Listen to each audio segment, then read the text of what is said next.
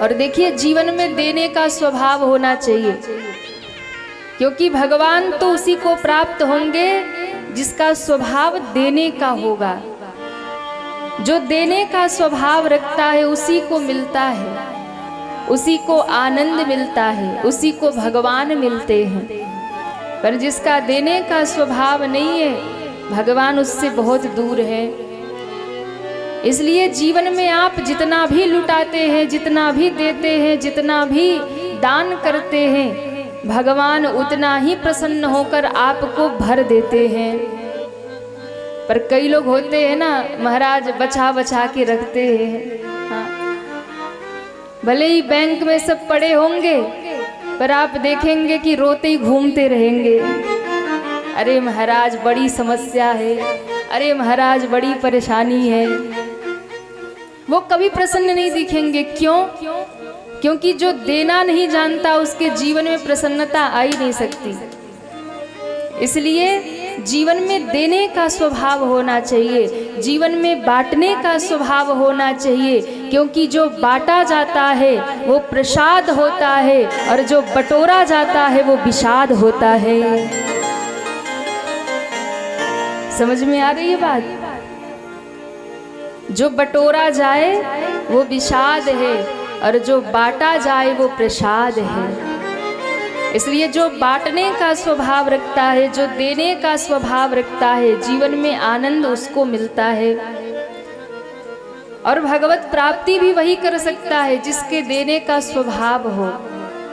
केवल बटोरते रहे, केवल बटोरते रहे तो भैया ज्यादा इकट्ठा हो जाए तो बुद्धि भी खराब हो जाती है। इसलिए मैं ये नहीं कहती कि बहुत धन नहीं कमाना चाहिए, बहुत कमाना चाहिए। भगवान करे दिन दुना रात चौगुना बढ़ते रहे, खूब आता रहे, खूब आए। लेकिन ये स्वभाव रखिए कि जितना भी आए उसमें से कुछ न कुछ भगवान के लिए, कुछ न कुछ धर्म के लिए, कुछ न कुछ समाज के कार्य के लिए, दूसरों के लिए कुछ न कुछ निकाला जाए, सोचा जाए। क्योंकि भगवान यदि देते हैं तो इसीलिए देते हैं कि आप उसे दूसरों तक भी बांटें। और यदि केवल इकट्ठा करके रखते चले गए तो भैया एक दिन सब बर्बाद ही होता है। क्योंकि लक्ष्मी चंचला है, वो ठहरती नहीं है। यदि कुछ खर्च करते रहेंगे, कुछ निकालते रहेंगे, कुछ दान धर्म करते रहेंगे तो वो बढ़ती रहेंगी। पर यदि इकट्ठा करके धरते गए तो फिर नोटबंदी ही होगी। सब बर्बाद एक ही बार में हो जाएगा। इसलिए देने का स्वभाव जीवन में हो। गोकुल में बहुत उत्सव हो रहा है, बधाइयाँ लुटाई जा रही, लेकिन मथुरा में आ गई माया। मायापति तो चले गए पर माया आ गई और उस कन्या ने रुदन मचाया, रोना शुरू किया। और कन्या जब रोई है, कंस तक सूचना पहुंची। कंस नंगी तलवार लेकर दौड़ा है उसी कारागार में। देवकी ने चरण पकड़ लिए, भैया ये तो कन्या है, ये आपका क्या बिगाड़ेगी, ये तो एक अबला है, इसे छोड़ दीजिए। पर कंस तो कंस है, उस कन्या को भी मारने के लिए दौड़ा। कारागार के बाहर एक विशाल शिला थी, सोचा इसी पे इसे मार डालूं। इतने में वो कन्या कोई साधारण तो थी नहीं, हाथ से छूट गई और वही अष्टभुजा महारानी बनकर प्रकट हो गई। बोल अष्टभुजा महारानी की, अष्टभुजा महारानी की जय हो। और वो भगवती जब प्रकट हुई, उन्होंने कहा, अरे कंस, तुझे मारने वाला तो गोकुल में पलना झूल रहा है, इसलिए तू मुझे क्या मारेगा, अपने बचने का इंतजाम कर ले। ये कहकर वो कन्या अंतर ध्यान हुई। और जो लोग भी विंध्याचल आप दर्शन करने जाते हैं, उसी विंध्य पर्वत पे जो अष्टभुजा महारानी विराजमान है वो भगवान कृष्ण की बहन है। क्योंकि यशोदा की गर्भ से उन्होंने जन्म लिया था और भगवान ने कहा था, बहन तुम विंध्य पर्वत पर विराजमान होना, कलयुग में भक्त तुम्हारी पूजा करेंगे और जो भी तुम्हारी पूजा करे तुम उनकी मनोकामना को पूर्ण कर देना। बोले अष्टभुजा महारानी की, विंध्याचल महारानी की जय। तो वही विंध्याचल में अष्टभुजा महारानी विराजमान है। अब महाराज जब से वो कन्या ये कह करके चली गई कि तुम्हारा काल पलना झूलरा गोकुल में, तब से कंस के नींद चैन सब हराम हो गया। अब महाराज उसे बेचैनी हो रही है कि मेरा काल इतने इंतजाम करने के बाद भी बच निकला, अब उसे ढूंढ कर निकालना है। क्योंकि जो पापी व्यक्ति होता है ना, उसे कभी चैन नहीं मिलता। जो अधर्म करता है, जो पाप करता है, वो भले ही दुनिया के देखने में आपको लगे कि भैया बड़ा खुश है, बड़ा प्रसन्न है, इसके तो बड़े ठाट हैं, पर ध्यान रखिएगा आज देखने में भले ही लग रहा है कि इससे ज्यादा सुखी कोई नहीं है, पर जो अधर्म कर रहा है एक समय ऐसे आएगा ना उसे आसमान मिलेगा ना जमीन मिलेगी। कई बार हमारे मन में भ्रम होता है, महाराज देखो हम तो धर्म से चलते हैं, पूजा पाठ भी करते हैं, कथा भी सुनते हैं, पर बड़ी समस्या जीवन में लगी रहती है। पर पड़ोसी को देखो, सब पाप ही करता है, सब उल्टे कर्म ही करता है, पर उसके तो बिल्डिंगें बन रही हैं, वो तो बड़ा सुखी है।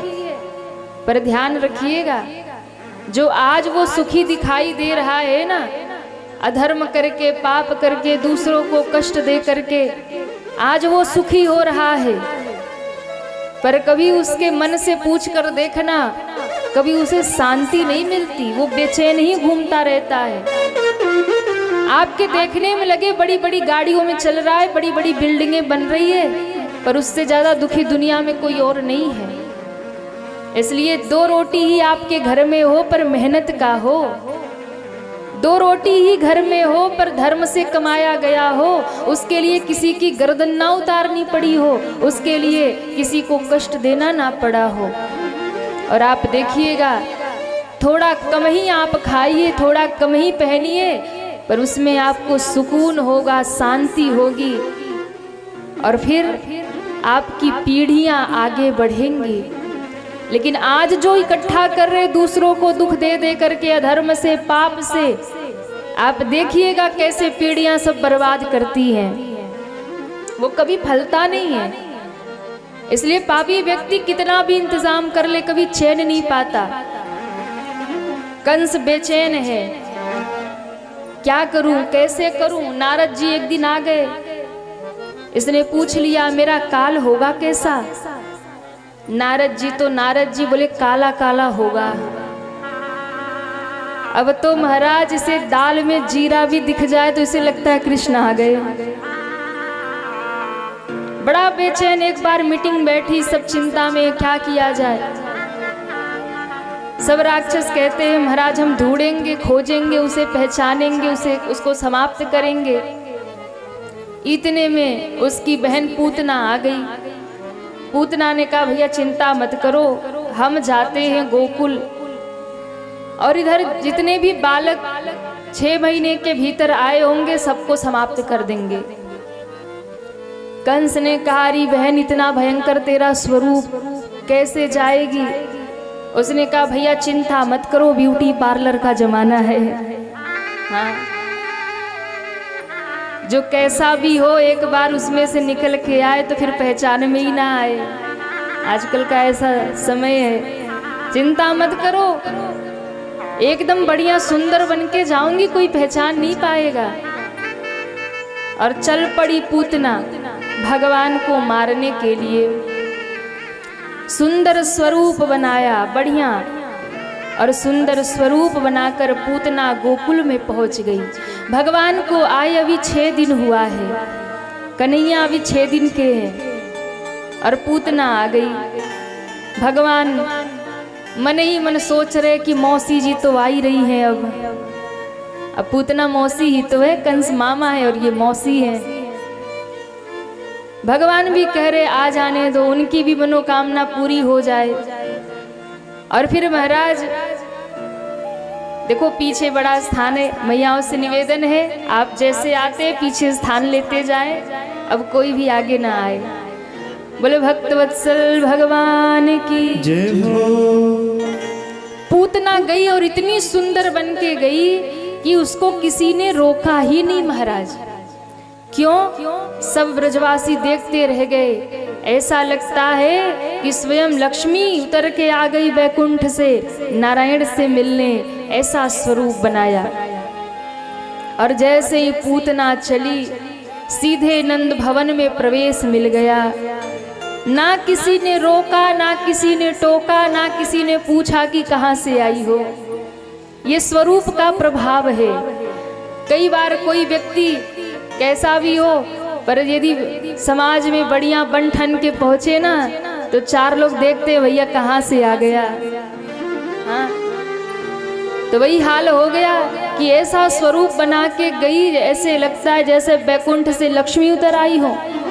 वो छम छम करती हुई पूतना, किसी ने रोका नहीं टोका नहीं, सबने देखा और ठिठक गए सब। लगता है कि यशोदा जी की बचपन की सखी होगी। और महल में सीधा एंट्री हो गई। यशोदा जी को जाके कहती, अरे बहन ललन की बधाई हो, अरे यशोदा बहन बधाई हो। यशोदा मैया ने मुड़ के देखा कौन बधाई दे रही, और ज्यों पूतना को देखा एक बार तो यशोदा मैया भी ठिठक गई, हाय राम ये कहाँ से प्रकट हो गई, ये तो कोई स्वर्ग की देवी लगती है, कितनी सुंदर है।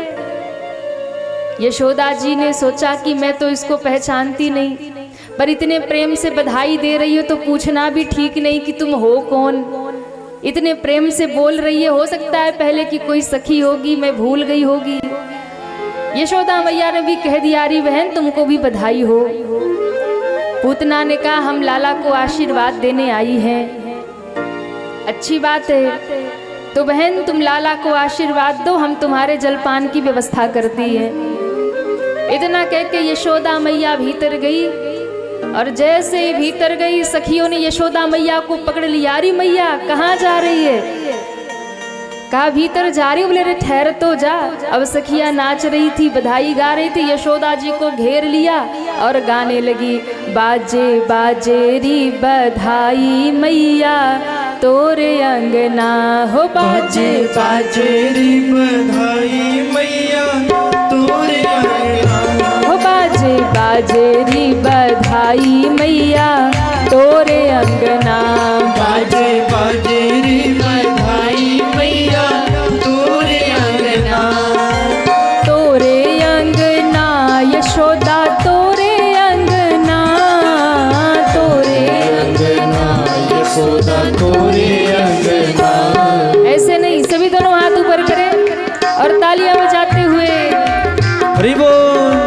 तोरे अंगना यशोदा तोरे अंगना, तोरे अंगना यशोदा तोरे अंगना, हो बाजे बाजे री हरि बधाई बोल। मैया तोरे अंगना, बाजे बाजे री बधाई मैया तोरे अंगना, बाजे बाजे री बधाई मैया तोरे अंगना, बाजे बाजे री बधाई मैया तोरे अंगना। सभी तालियां बजाते हुए जय हो। राधे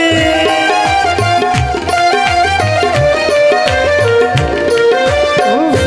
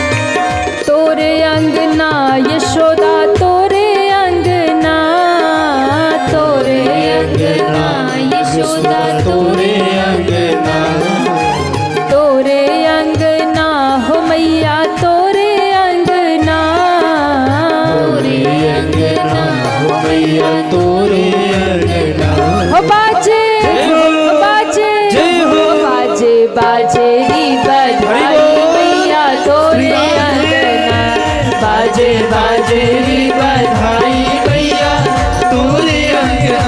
बाजे बाजे री बधाई मैया तोरे अंगना।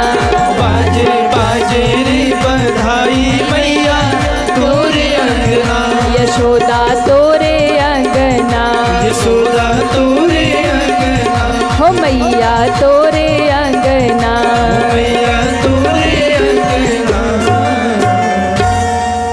अरे तोरे अंगना यशोदा तोरे अंगना हो मैया हो बाजे बाजे री। अरे तनिक जम के तो गाओ, ऐसे थोड़े ना होता है। हो बाजे बाजे री। दोनों हाथ ऊपर करिए, सभी पीछे तक, और तनिक जम के गाइए। अरे तोरे अंगना हो मैया तोरे अंगना तोरे।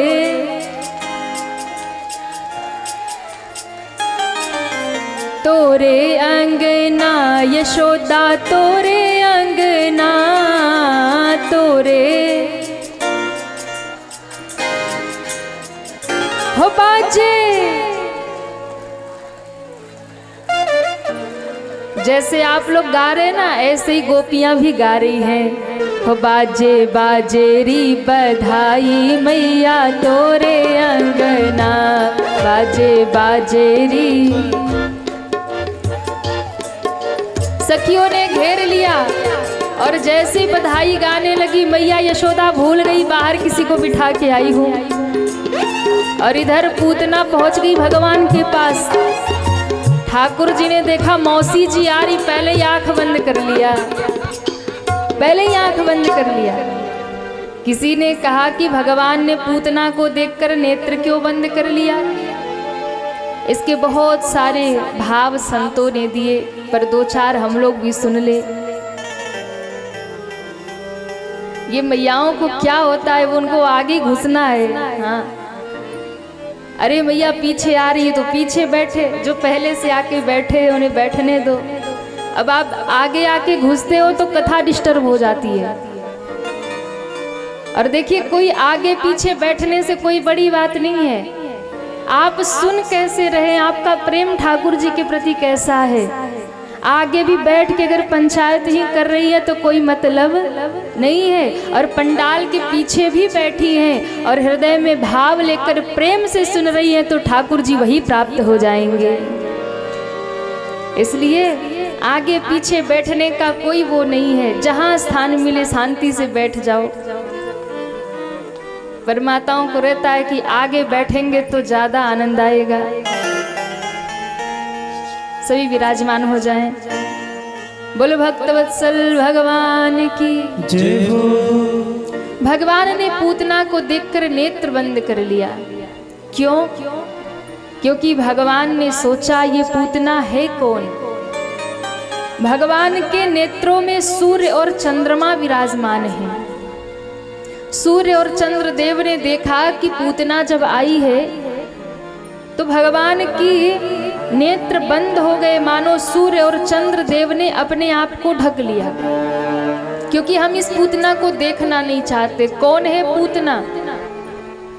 पूतना कौन है? व्यास जी कहते हैं, कंसेन प्रहिता घोरा पूतना बाल घातिनी।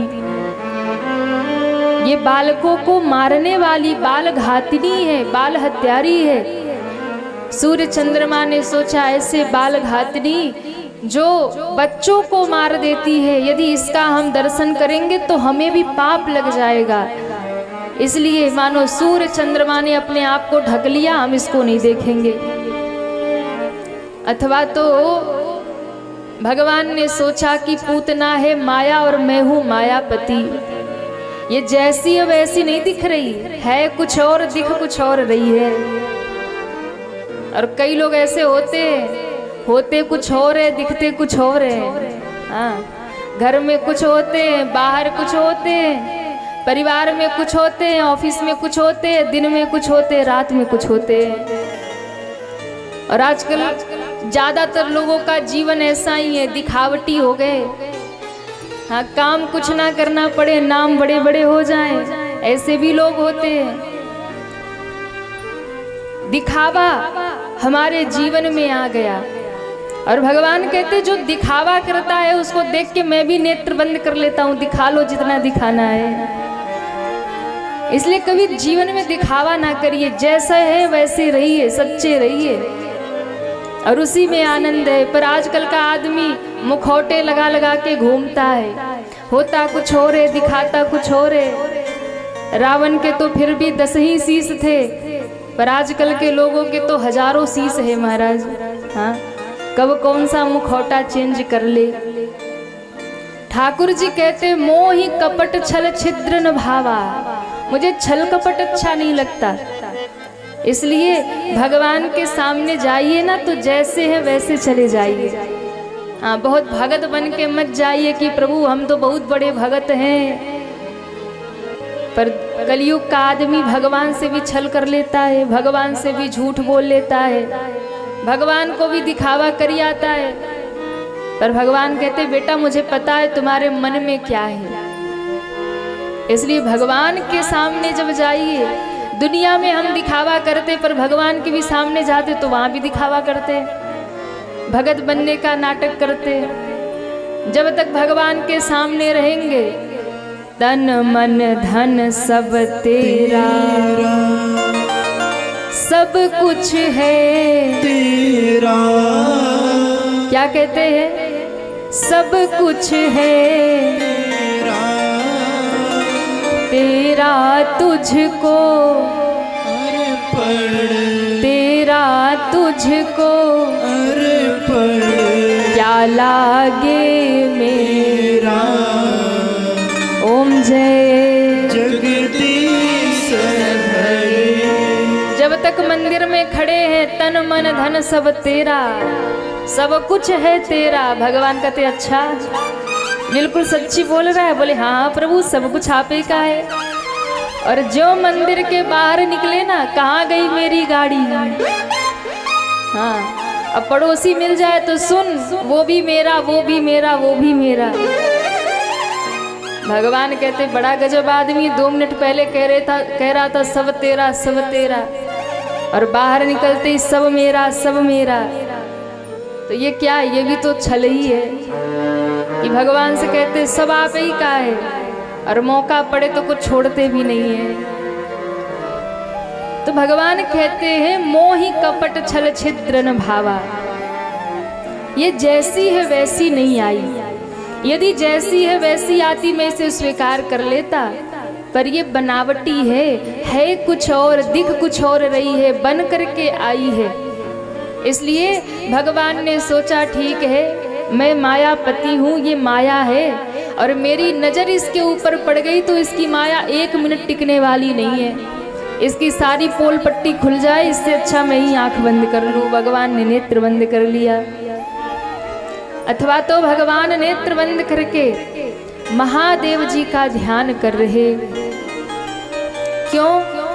क्योंकि भैया ये पूतना मौसी दूध पिलाने तो आई है, पर साथ में कालकूट जहर भी लेकर आई है और जहर पिलाएगी मुझे। इसलिए भगवान ने नेत्र बंद कर लिया और महादेव जी का ध्यान किया, क्योंकि जहर पीने के एक्सपर्ट तो भोले बाबा ही हैं। वही जानते जहर पीना, वही जहर पी जाते हैं। अरे भैया हम तो माखन मिश्री खाने आए थे, मौसी जी जहर पिलाने आ गई। इसलिए नेत्र बंद करके महादेव का ध्यान करते और कहते बाबा देखो हम तो 56 भोग खाते हैं, माखन मिश्री खाते हैं, दूध दही मुझे प्रिय है, मिष्ठान मुझे प्रिय है, पर ये पूतना हमें जहर पिलाने आई हैं। तो आप एक काम करिए कि बाबा आप मेरे मुख में आके बैठ जाइए। भोले बाबा ने कहा करना क्या है? बोले करना कुछ नहीं है, मौसी जी जहर पिलाने आई हैं, आप मेरे मुंह में बैठ जाइए, बस इतना करना, जहर जहर आप पी जाना, दूध दूध हम पी जाएंगे। बस यही करना है, क्योंकि बाबा जहर तो हमसे नहीं निगला जाएगा, आप ही पी सकते हो। मानो महादेव का ध्यान कर रहे। या फिर जैसे कोई छोटा बच्चा कोई कड़वी दवाई पीना हो तो आंख बंद कर लेता है, इसलिए भगवान ने आंख बंद कर लिया। अथवा तो मेरे भगवान नेत्र बंद करके ये सोच रहे कि इसने ऐसा कौन सा कर्म किया होगा जिसके कारण ये मेरी माँ बनकर आई है, क्योंकि दूध पिलाने का काम तो माँ का होता है। और ये दूध पिलाने आई, भले ही जहर मिला के आई है, पर माँ जैसा तो काम कर रही है। तो भगवान नेत्र बंद करके मानो ध्यान करके सोचने लगे कि इसने पूर्व जन्म में क्या किया होगा जो इससे मुझे दूध पिलाने का सौभाग्य मिल रहा। तो भगवान ने जब नेत्र बंद करके देखा तो भगवान ने पाया ये कौन है, तो कहा ये राजा बलि की कन्या रत्नमाला है। ये पूर्व जन्म में पूतना राजा बलि की कन्या रत्नमाला थी। और जिस समय भगवान छोटे से ब्राह्मण का रूप धर के बामन रूप लेकर के राजा बलि के दरवाजे मांगने गए, और उस समय रत्नमाला ने भगवान को देखा। जब भगवान को देखा तो रत्नमाला के मन में आया कितना प्यारा बालक है, कितना सुंदर। अब भगवान तो आकर्षित करते ही हैं, स्वरूप उनका रहता ही है ऐसा।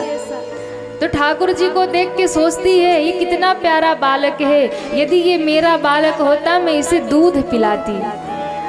तो ठाकुर जी सबकी मनोकामना सबके भाव समझते हैं। भगवान ने मनी मन का ठीक है, मैं तुझे वचन देता हूँ कि तू मुझे दूध पिलाओगी। मन ही मन तथास्तु कह दिया। और 2 ही मिनट बाद भगवान ने लीला दिखाई कि बावन से विराट हो गए, और 2 ही पग में राजा बलि की सब संपत्ति नाप ली, उन्हें बांध लिया। और ये सब होते देख रत्नमाला बड़ी दुखी हुई। अरे ये देखने में ही इतना छोटा सा था पर बड़ा खोटा निकला। इसने तो मेरे पिता का सब संपत्ति ले लिया, मेरे पिता को बांध लिया। और क्रोध जब आया तो भाव बदल गए। अगर ये मेरा बेटा होता इसे दूध पिला, इसे जहर पिला के मार देती। भगवान ने कहा जब तेरे अच्छे गुणों को मैंने स्वीकार किया है तो इस तेरे क्रोध को भी, जब प्रेम को स्वीकार किया तो क्रोध को भी स्वीकार करता हूँ। अरे माँ तू दूध भी पिला लेना, जहर भी पिला लेना, मैं तुझे वरदान देता हूँ। भगवान ने वो भी स्वीकार कर लिया। तू दूध पिलाएगी तो ठीक है, जहर पिलाएगी वो भी स्वीकार्य है, क्योंकि आप भगवान के सामने जो लेके जाते हैं ना भगवान स्वीकार कर लेते हैं। इसलिए आज वही रत्नमाला पूतना बनकर आई है, और दोनों ही मनोकामना उसकी थी। दूध पिलाने का भी भाव था, जहर पिलाने का भी भाव था। भगवान ने दोनों को स्वीकार कर लिया। पूतना ने भगवान को उठाया है, और जैसे ही दुग्ध पान कराने लगी, भगवान ने पहले जहर पान किया, फिर दूध पान किया, उसके बाद उसके रक्त पीने लगे, और उसके बाद भगवान उसके प्राण खींचने लगे। और जब भगवान ने प्राण खींचे, एकदम आकुल व्याकुल होकर पूतना चिल्लाई, अरे लाला मुझे छोड़ दे, छोड़ दे, छोड़ दे। असली रूप में आकर भागी महाराज। और जैसे ही भागी वो कहती लाला छोड़ दे, छोड़ दे। भगवान ने मुस्कुरा के कहा मौसी जी हमें तो बस पकड़ना आता है, छोड़ना नहीं आता, और एक बार जिसे पकड़ लेते हैं उद्धार करके ही छोड़ा करते हैं। पूतना धरती पर धड़ाम से गिरी है और भगवान ने उसे गति प्रदान कर दिया है। बोले कृष्ण कन्हैया लाल की जय हो, भक्तवत्सल भगवान की जय हो, पूतना मर्दन भगवान की जय हो। विशाल काय पूतना धरती पे गिरी और भगवान ने उसे अपने धाम भेज दिया। और फिर मैया यशोदा सब गोपियां रोते रोते दौड़ी, अरे ये तो राक्षसी थी। अब मैया यशोदा ने लाला को गोद में ले लिया, लेके महलों में जाने लगी। सखियां कहती अरे यशोदा कहाँ लेके जा रही हो? कहाँ जा रही हूँ वापस? बोले नहीं घर में मत लेके जाना, क्योंकि लाला को राक्षसी ने छू दिया है, अपवित्र हो गया है, पहले गौशाले में ले चलो। और गौशाले में ले चल के सबसे पहले इसको स्नान कराओ, इसकी नजर उतारो, बाद में घर में ले जाना। राक्षसी लेके भाग रही थी इसको। मैया यशोदा तो रोते हुए चली गौशाले की ओर। और माताओं का थोड़ा शास्त्र पुराण भी अलग ही होता है।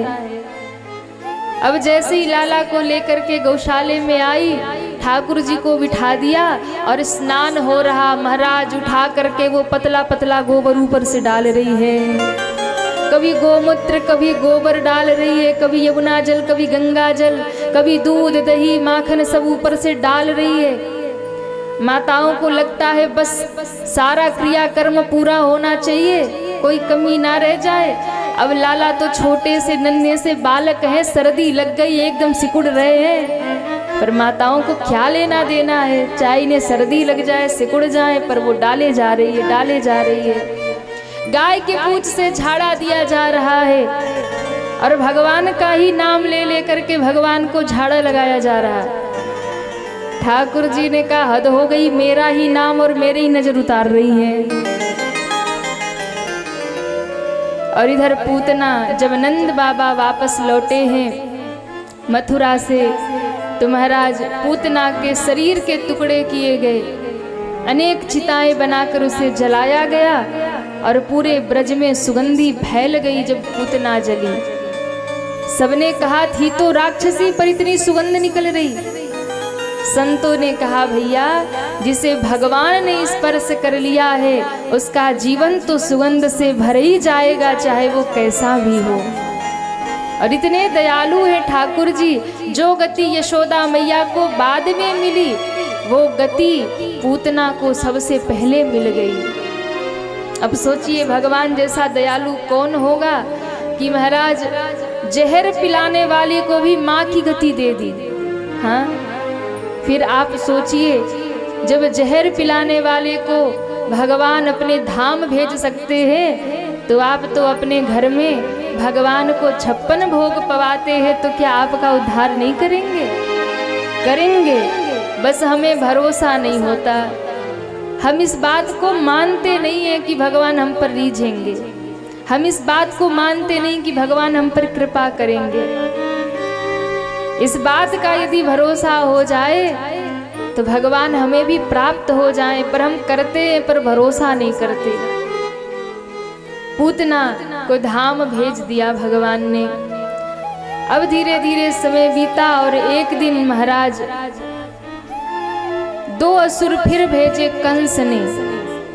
एक बार तो उसने शकटासुर को भेजा जो कि भगवान को मारने के लिए आया। घटना हुई कि भगवान ने आज करवट लिया, और जब भगवान ने करवट लिया तो ये दृश्य मैया ने देख लिया। माँ को बड़ी खुशी हुई कि बेटा बड़ा हो रहा, लाला आज करवट ले रहे, लाला बड़े हो रहे, तो मैया को लगा उत्सव होना चाहिए और पूरे गांव में ढिंडोरा पिटवा दिया कि आज उत्सव होगा। सारी गोपियां भागी भागी आई, अरे मैया बधाई हो बधाई हो बधाई हो। मैया यशोदा ने कहा धीरे बोलो धीरे, क्यों? लाला सो रहा है और तुम इतनी जोर जोर से बधाई बोलोगी तो लाला जग जाएगा। गोपियों ने कहा कि अरे मैया जब लाला ही सुलाना था तो हमको काहे को बुलाया, हम आई हैं तो गाएंगी नाचेंगी शोर होगा, तो हमें क्यों बुलाया? मैया ने कहा चिंता मत करो, उपाय करते हैं, लाला को बाहर सुला देते हैं, आंगन में तुम नाच गाना करो। मैया ने सोचा अच्छा भी रहेगा, इसको बाहर सुला देंगे। गोपियां आती है तो इसे परेशान ही करती हैं, कोई इसके गाल खींचती है, कोई इसके बाल खींचती है, कोई इसके पाँव खींचती है, सब इसे परेशान करती है, इसको बाहर सुला दे। ये सोच करके पालना उठा करके बाहर एक बैलगाड़ी थी, उसी बैलगाड़ी में पालना लटका दिया, उसी के नीचे पालना रख दिया। लाला सो रहे। अब आंगन में गोपियों ने नाच गाना शुरू किया। अब ठाकुर जी बाहर सोए सोए सोच रहे, बताओ नाच रही है हमारे लिए, गा रही है हमारे लिए, और हमको ही घर से बाहर कर दिया। हाँ? सब उत्सव हो रहा मेरे लिए और मुझे घर से बाहर कर दिया। पर सखियां तो सखियां हैं, लाला को झांक लेती हैं और फिर नाचती हैं और सब कहती हैं जरा इतना बता दे कान्हा,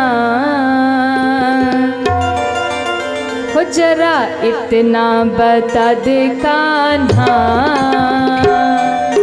तेरा रंग काला क्यों, जरा इतना बता दे कान्हा, तेरा रंग काला क्यों, जरा इतना बता दे कान्हा, तेरा रंग काला क्यों, जरा इतना बता दे कान्हा, तेरा रंग काला क्यों, तू काला होकर भी, तू काला होकर भी जग से निराला क्यों, तू काला होकर भी जग से निराला क्यों। जरा उठाइए दोनों हाथों को, हरि बोल। जय राधे।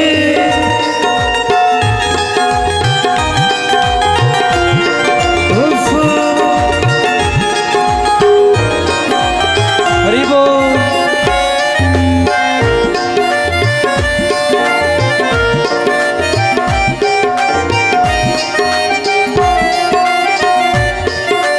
जय हो।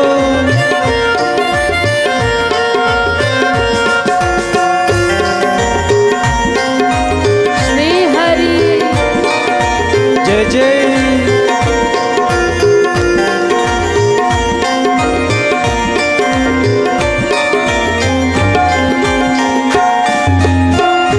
मैंने काली रात में जन्म लिया, हो मैंने काली रात में जन्म लिया, हो मैंने काली रात में जन्म लिया, हो मैंने काली रात में जन्म लिया और काली गाय का दूध पिया, और काली गाय का दूध पिया, मेरी कमली भी काली है, ओ मेरी कमली भी काली है, इसीलिए काला हूँ, मेरी कमल भी काली है, इसीलिए काला हूँ। हो जरा इतना बता दे कान्हा, तेरा रंग काला क्यों, जरा इतना बता दे कान्हा, तेरा रंग काला। सभी दोनों हाथ उठा के तालियां बजाते हुए जय हो। हरि बोल। श्री राधे।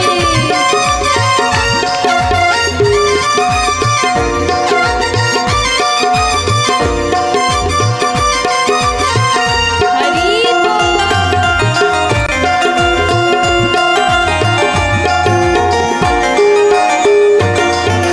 जय हो।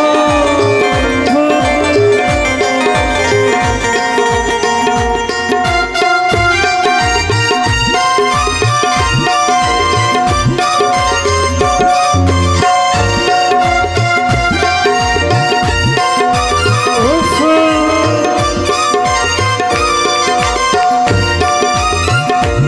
और सखी रोज ही घर में बुलाती है, सखी रोज ही घर में बुलाती है, और माखन बहुत खिलाती है, और माखन बहुत खिलाती है, वो सखी रोज ही घर में बुलाती है, सखी रोज ही घर में बुलाती है, और माखन बहुत खिलाती है, और माखन बहुत खिलाती है, सखियों का दिल काला, सखियों का दिल काला, इसीलिए काला, राधे। सखियों का दिल काला, इसीलिए काला हूँ। जरा इतना बता दे कान्हा, तेरा रंग काला क्यों, जरा इतना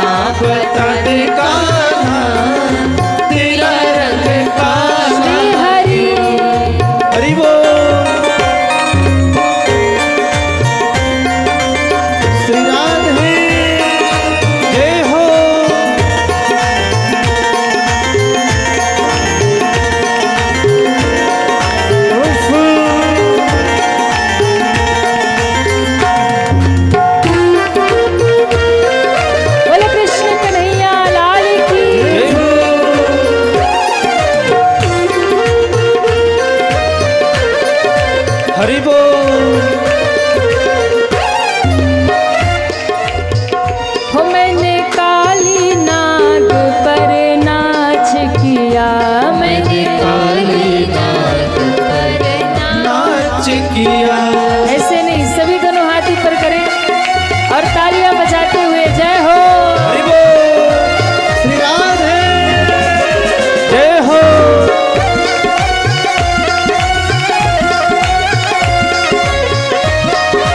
बोलो बाल कृष्ण भगवान की जय हो।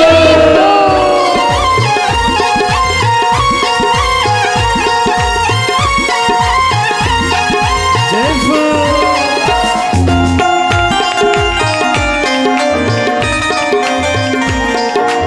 ठाकुर जी कह रहे क्यों काला हूँ कि मैंने काली नाग पर नाच किया।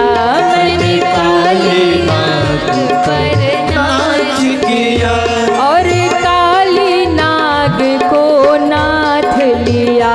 और काली नाग को नाथ लिया। नागों का रंग काला। नागों का रंग काला। इसलिए हरि काला हो नागों का रंग काला। इसलिए काला हो। जरा इतना बता दे कान्हा तेरा रंग काला क्यों। जरा इतना बता दे कान्हा तेरा रंग काला क्यों। तू काला हो करके जग से निराला क्यों। तू काला होकर भी जग से निराला क्यों। जग से निराला क्यों। जग से निराला क्यों। तेरा रंग काला क्यों। तेरा रंग काला क्यों। हो जरा इतना बता दे कान्हा तेरा रंग काला क्यों। और तू काला हो कर भी जग से निराला। सब सखियां गा रही हैं सावरे सरकार तो काले हैं। ठाकुर जी काले हैं। ठाकुर जी सोए सोए रो रहे हैं क्यों। सकटासुर आ गया और महाराज सकटासुर ने आकर के देखा कि अच्छा अवसर है, ये लाला बाहर सो रहा है, यही से बैलगाड़ी से दबा के समाप्त कर दूंगा। सो उसने सकट को गाड़ी को भगवान के ऊपर गिराना चाहा। ठाकुर जी ने पहले इधर देखा उधर देखा और सोचा कि पहले रो के मैया को बुला लो, क्या पता मैया आके उठा ले जाए, बचा ले। इसलिए पहले तो ठाकुर ने रोना शुरू किया कि क्या पता कोई रोने की आवाज सुन के आए और बचा ले जाए। पर महाराज माताएं कहाँ ध्यान देती हैं जब अपने उत्सव में होती हैं। हाँ, लाला रोता रहे, भूख लगी रहे, दूध पिया कि नहीं, कहाँ देख पाती हैं। तो मैया उत्सव में लीन थी, लाला की आवाज सुनी नहीं। और जब लाला की आवाज सुनी नहीं, ठाकुर जी ने सोचा अब तो आत्मरक्षा करनी ही पड़ेगी। इसलिए भगवान ने धीरे से अपने चरण ऊपर किए और चरणों की नख से हल्की सी टक्कर मारी तो वो बैलगाड़ी आकाश में उड़ी, धरती पे गिरी, सकटासुर समाप्त हो गया। बोलो बाल कृष्ण भगवान की जय हो। बाल कृष्ण भगवान की जय हो।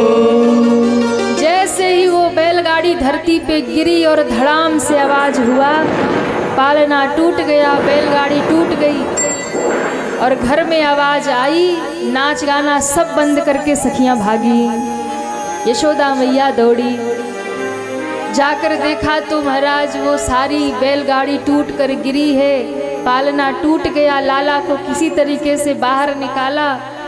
अब यशोदा मैया कहती हाय राम, ना तो कोई भूकंप आयो, ना आंधी, ना तूफान, ये बैलगाड़ी टूट कैसे गई। छोटे छोटे ग्वाल बाल वही खेल रहे थे।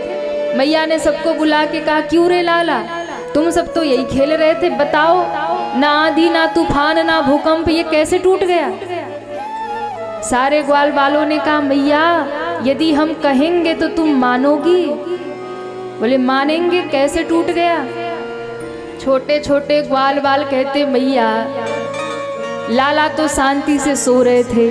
अचानक वो गाड़ी ऊपर गिरने लगी। सोई तुम्हारे लाला ने पांव ऊपर किया, हल्की सी टक्कर मारी, सारी बैलगाड़ी आकाश में उड़ गई और गिर के टूट गई। मैया यशोदा ने सबके कान पकड़े, 2-2 थप्पड़ लगाए। अरे लाला, मेरो लाला इतना छोटा, ना तो उठ पावे, ना चल पावे, ना खाए पावे, जहां लिटा दूं वही लेटा रह जावे, और तुम कहते हो इतनी बड़ी बैलगाड़ी उड़ा दी। सारे ग्वाल बाल रो रो कहते मैया मानो या ना मानो, करामात तो तेरे लाला की ही है। देखिए, कन्हैया ने हर लीला में अपनी भगवत्ता का दर्शन कराया। ठाकुर जी ने हर लीला में ये दिखा दिया कि मैं भगवान हूँ। राम जी ने नहीं दिखाया, राम जी ने छिपाया, पर कन्हैया ने हर लीला में दिखा दिया कि मैं भगवान हूँ। चाहे पूतना को 6 दिन के ही थे मार दिया, त्रिड़ावर्त महाराज सकटासुर सबको निपटा दिया, और हर लीला में दिखाया। कालिया नाग को नाथ दिया महाराज, 11 वर्ष की अवस्था में ही कंस को पछाड़ दिया। हर लीला में बता दिया कि ये साधारण व्यक्ति नहीं कर सकता, मैं भगवान हूँ। हर समय भगवान ने दिया, लेकिन ब्रजवासी कन्हैया को भगवान मानने को तैयार नहीं, और आज भी नहीं मानते। आज भी ठाकुर जी को रे कह के ही बोलते हैं, छोरा कह के ही बोलते हैं। बोले तो अपनो लाला है, कोई भगवान भगवान नहीं है। बाहर वाले तो खूब पूजा करते हैं, हाँ, आरती कुंज बिहारी की, पर वहाँ वाले नहीं करते। तो ठाकुर जी हर एक लीला में भगवत्ता दर्शन कराते, पर कोई मानने को तैयार नहीं।